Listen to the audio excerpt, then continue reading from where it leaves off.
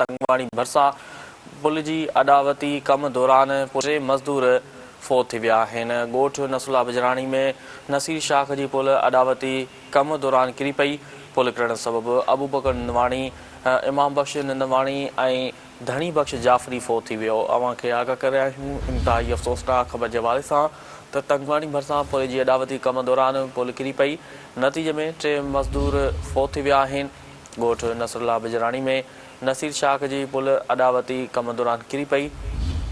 पुल किरण सबबि अबूबकर निंदवाणी, इमाम बख्श निंदवाणी ऐं धणी बख्श जाफ़री फोत थी विया आहिनि। अव्हां खे आगाह करे रहिया आहियूं अफ़सोसनाक ख़बर जे हवाले सां त तंगवाणी भरिसां पुल जी अॾावती कम दौरान पुल किरी पई। नतीजे में 3 मज़दूर फोत थी विया। ॻोठ नसरुल्ला बिजराणी में नसीर शाख जी पुल अॾावती कम दौरान किरी पई। पुल किरण सबबि अबूबकर निंदवाणी, इमाम बख्श निंदवाणी ऐं धणी बख्श जाफ़री फोत थी विया। वधीक तफ़सील मालूम कंदासीं। टेलीफोन ते मौजूदु आहे तंगवाणी खां Sindh TV news reporter Abdul Bari Malik. जी अब्दुल बारी, पुल किरी पई आहे, वधीक कहिड़ा तफ़सील हिन वटि आगाह कजो। जी बारी मलिक, पुल किरी पई आहे, हिन बाबति आगाह कजो।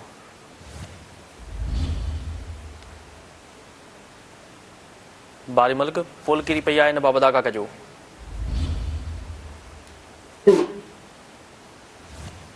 मज़दूर मकान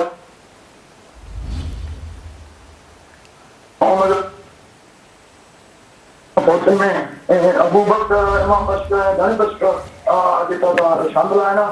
इतला मिलंदे कोरा मची वञण जे तरफ़ जेका इलाइक़े जे वासी वॾी तादाद में उन वाक़िआ पहुची ऐं एक्सरे मशीन जे ज़रिए ऐं मक़तूलनि जा लाश कढण जो सिलसिलो जारी आहे। जेका होॾां जेके वारसाननि जे अपना इल्ज़ाम चयो था जेको छेले पंजाबी कमु हले पियो उनखे इलाही मज़दूरनि लाइ जेके हिफ़ाज़ती इंतज़ाम न कया आहिनि, जंहिं सबबि उनजी लापरवाही सबबि जेके बिल्कुलु